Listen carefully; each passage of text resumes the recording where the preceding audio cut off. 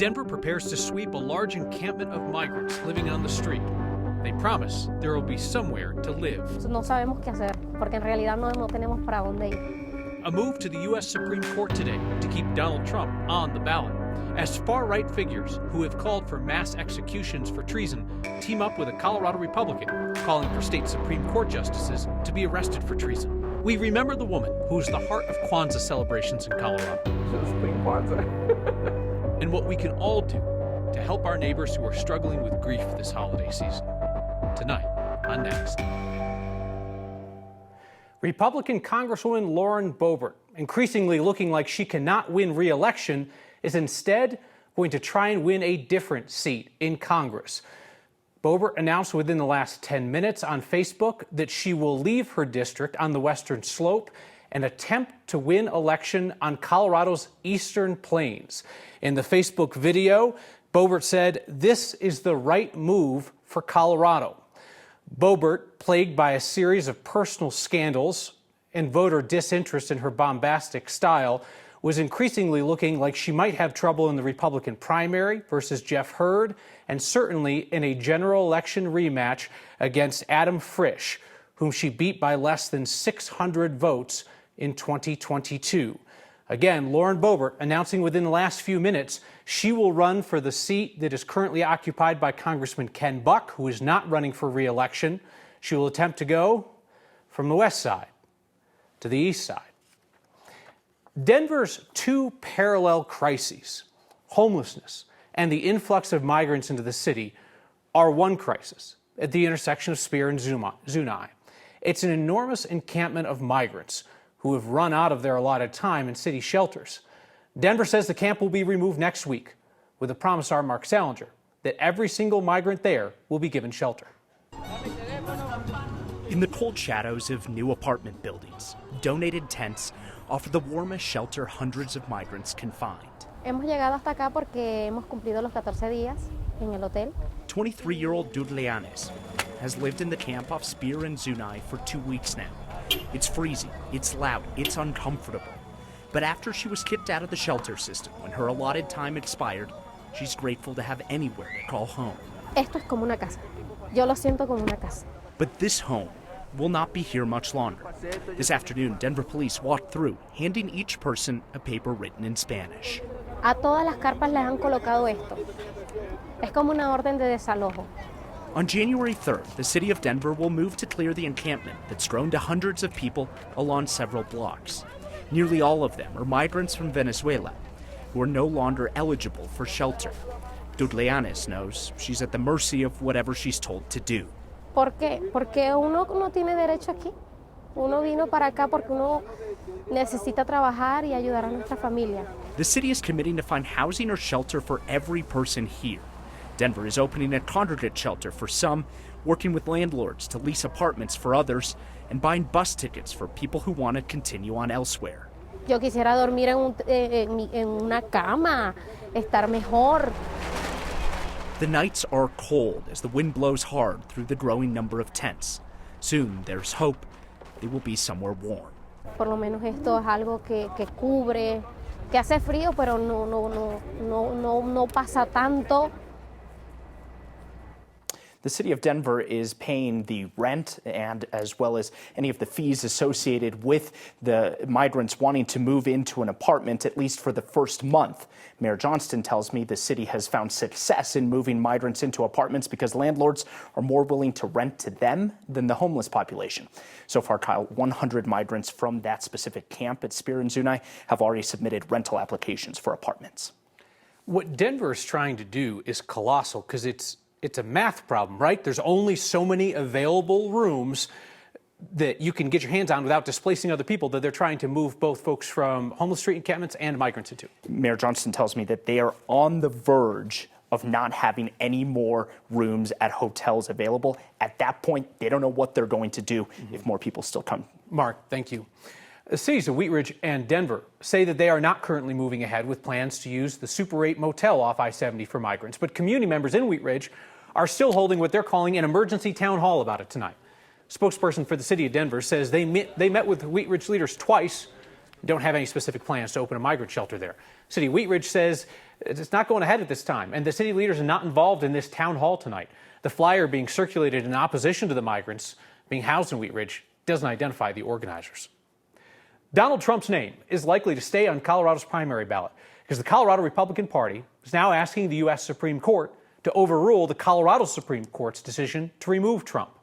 So all the Supreme Court must do before next Thursday is agree to hear the case sometime in the future, and Trump's name stays on the ballot. Politics guy Marshall Zellinger explains. The Colorado Republican Party plans to file this petition with the U.S. Supreme Court to get former President Trump qualified for the primary ballot in Colorado. Trump has yet to appeal last week's decision that disqualified him from Colorado's primary ballot based on the 14th Amendment.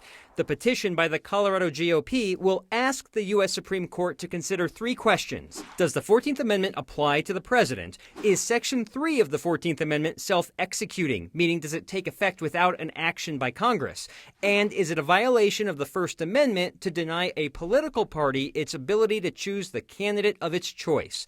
Colorado's highest court found that the 14th Amendment does apply to Trump, disqualifying him from holding future office for having engaged in insurrection after taking an oath to support the Constitution. Today, Michigan's Supreme Court determined that the 14th Amendment question is not for that state to decide. Michigan's highest court confirmed that Trump can be on the ballot in that state. Michigan's state election laws are not the same as Colorado. In Colorado, presidential primary candidates are limited to qualified candidates, which means 35 years old, a natural-born citizen, and having lived in the U.S. for at least 14 years. And based on last week's ruling, it also means you can be disqualified if found to have violated the 14th Amendment. Now, it seems almost assured that the U.S. Supreme Court will have to take this up because you have differing opinions from two different states, and that is why the U.S. Supreme Court likely exists in when you have two different states saying two different things. It's like, okay, now we will come in and figure it out for you. That's where it's headed, and the vast majority of court watchers, pundits, seem to think that there's no way that the court will keep him off the ballot. But it's a novel question, so that's why we have them there to decide. And it's in this rule, this petition to the U.S. Supreme Court. If you do nothing, you're creating this chaos for 50 other states, except for Michigan, apparently, to do what they want. Yeah. Marshall, thank you. A Republican congressional candidate calling for Colorado Supreme Court justices to be arrested and tried for treason is now teaming up for a rally with two conservative activists who have called for mass executions for treason. This ramp up in rhetoric around treason traces back several months and right to the head of Colorado's Republican Party. Everybody who said this is a conspiracy, you're an election denier, well, guess what? It's true. Trent Lisey, Republican running to replace Congressman Ken Buck, says the Colorado Supreme Court justices who took Donald Trump off the ballot should be arrested and tried for treason, which is punishable by death. Lisey is planning a rally this weekend alongside conservative activist Joel Oltmann, who has called for the mass executions of elected officials, journalists, and others. The adequate response for treason is 100% being hung by your neck till you're dead. I don't even care if you're 2 inches off the ground as long as you can't breathe and you're a traitor to our nation. I said it. Sorry. Vengeance is God's, but consequences belong to us. NBC News reports the FBI is now involved in investigating threats against Colorado's Supreme Court justices. Lisey and Oltmann will be joined at the weekend rally by Tig Tigan, founder of the armed group United American Defense Force, who called the justices tyrannical dictators, using a hashtag that refers to the deaths of tyrants. Tigan has used similar language for FBI officials in Colorado, who he warned last month, "Your blood will be shed," and saying that traitors at the FBI can hang. It's not fundamentally flawed to talk about hanging treasonous traitors. It's not. What it is it's a fact. The head of Colorado's Republican Party has recently said that civil war is coming if Trump is removed from the ballot or if so-called election fraud continues. And Chairman Dave Williams specifically said that the Republican voters who won their lawsuit against Trump are being treasonous. This is treasonous what they're doing, and again, we won't take it lying down. Lisey says his upcoming rally against the Supreme Court justices, alongside those conservative activists who have called for executions, will be peaceful. Just ahead of the 2-year mark after the Marshall Fire, the family of Nadine Turnbull has sued Xcel Energy for her death in that fire. There's a 2-year statute of limitations to file a civil lawsuit on the Marshall Fire. Saturday marks 2 years since that fire that destroyed hundreds of homes and killed 2 people, including Turnbull, who's 91 years old. Excel's corporate headquarters in Minneapolis was also added to an existing lawsuit against Excel. The 2021 fire was blamed on 2 ignition points by investigators: the 12 Tribes property off Highway 93 near Marshall Road, and some Excel equipment just south of that location. An Excel spokesperson said in a statement that their thoughts are with the Turnbull family as they grieve, maintain that their power lines were not a cause of the fire. So we recently talked about who might appreciate a note this holiday season, and I was overwhelmed by just how many of you got in touch to ask if I might write a letter to somebody in our community who is grieving. Grief is inescapable for a good number of people at the holidays, but there is also help out there, which is why this week's Word of Thanks microgiving campaign supports the nonprofit Community Grief Center. They provide free grief services to people in northern Colorado, support sessions and groups for Coloradans who are working to process a loss, in particular for kids who have lost a parent or a sibling, for parents who have lost a child, for people who have lost a spouse. What can be a lonely experience becomes a shared experience with other people who understand and who care. Whatever it is this year, the leaders at the Community Grief Center told me it seems heavier than it did over the past several years. They said that people just seem exhausted. Grief is not something that we talk about all that often here. Perhaps we should, given just how many of you reached out for a small note of kindness for somebody in your life who happens to be grieving.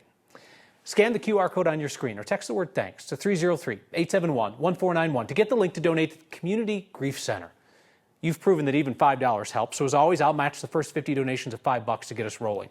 And you have long asked for this option, a way to simplify your giving through a monthly donation. So we created the Word of Thanks Fund. Put in your information once, and your monthly donation will be automatically split among the nonprofits we feature each month. You can use the same QR code or text to get there. Listen, if we are lucky enough to love, then we are likely to experience grief in our lives.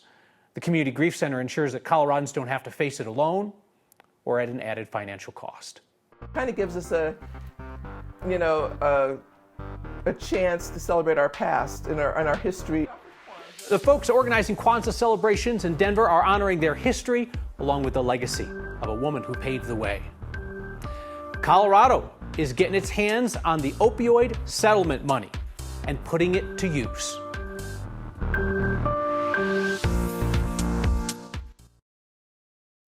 Republican Congresswoman Lauren Boebert pulled off a pretty incredible feat. She took a safely Republican district in western Colorado and made it competitive based on her behavior and antics. Now, moments ago, Boebert is announcing that rather than seek re-election on the Western Slope, she is going to seek election to the Eastern Plains Congressional District, the 4th Congressional District, a slightly more conservative-leaning district than the one she's in. No, I know you're asking at home, do you have to live in the congressional district you represent? You do not. So Boebert is coming over the Continental Divide. Today, I am announcing my candidacy for the 2024 Republican nomination to represent Colorado's 4th Congressional District in the United States House of Representatives. It's the right move for me personally, and it's the right decision for those who support our conservative movement. So Boebert heads into a Republican primary where the winner is almost certainly to cruise to election in a heavily Republican district. It is a crowded field, but certainly nobody with the cash on hand or the name identification of a sitting congresswoman. Colorado now knows where some of the $740 million it got in an opioid settlement with drug manufacturers is headed. State AG's office is going to send $4 million to 8 different organizations to help address the opioid crisis across the state. It'll go to things like outreach programs, mental health services, treatment hotlines, and harm reduction. Another $1 million will go to the Denver Department of Public Health. That money, among other things, will expand the distribution of drugs like Narcan that can help reverse overdoses and maintain the syringe service program that provides clean needles to people who are fighting addiction.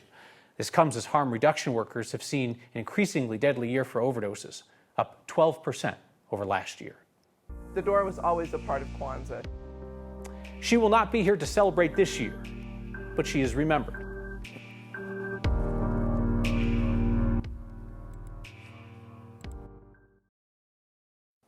This year's celebration of Kwanzaa will happen without the longtime leader of the Kwanzaa Committee of Denver. Theodora Jackson made it her mission to elevate the celebration of African and African American history and culture. Kwanzaa. First, we're celebrating Kwanzaa. There are the 7 principles. Kwanzaa is an African American holiday to honor people in the community, to come together as a community. Today is Kuji Chakalia, which is self-determination. Can you say Kuji Chakalia? Kuji Chakalia. You know, so it kind of gives us a chance to celebrate our past and our history and where we're coming from. Okay, my name is Kala Green, and I am a member of the Kwanzaa Committee of Denver. Theodora, she was the head of the committee. I used to call her Queen Kwanzaa because she did everything for Kwanzaa. Yeah, she just passed away, yeah. So which candle do we light first? The black. The black, and what does black stand for? The people. The people. We're just kind of overwhelmed that she's gone, you know, and a huge hole that we're trying to fill. She lived the principles, you know, to be honest. She lived all of them in her life, you know, in her daily life. And I think that's how she'll be remembered, and I think that's how she lived. Can you guys think of somebody who has gone on before that you would like to remember at this time? Theodora Jackson. Ashe. Theodora's contributions will be marked tomorrow, the annual Senior Luncheon Kwanzaa celebration at the Zion Senior Center in Denver.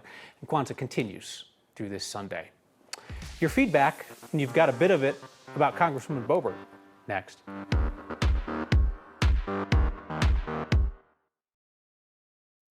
Grief rears its head for many around the holidays when somebody that you love is no longer there to celebrate traditions. That's why this week's Word of Thanks microgiving campaign supports the Community Grief Center, which offers free grief support in northern Colorado, bringing people together around loss so they can chart a path forward in their lives. Scan the QR code on your screen or text the word THANKS to 303-871-1491 to join me in giving to support those who are weighed down by grief around the holidays and into the new year. Beverly writes in tonight about Congresswoman Lauren Boebert attempting to move from the 4th Congressional District to the 3rd. She's not likely to win re-election in the 4th, she figures, so she'll try in a more Republican district where Ken Buck is leaving office. Beverly says Boebert may cause a voter registration shift, as in it'll become more competitive for Democrats. Beverly, we heard those same hopes by Democrats in the 3rd Congressional District, especially the idea that Democrats would turn unaffiliated and vote in the Republican primary against Boebert. And you know what happened? She smoked Don Coram, a moderate Republican, by 18 points. It would appear that that kind of thing is wishful thinking more than it is political reality. Now, the concern among Republicans about Boebert is that she was going to lose a winnable seat for them. We'll see if her moving to an even safer seat assuages those concerns, or whether they think that she might just be on a path to make every solidly Republican seat a little bit friendlier to Democrats. LW says, can Boebert be sued by GOP donors who donated to her as their Western Slope Congresswoman? Almost certainly not, because remember, when you donate to a politician, they take those funds with them from race, district to district, even if they do decide to shuffle on off to the other side of the state. See you next time.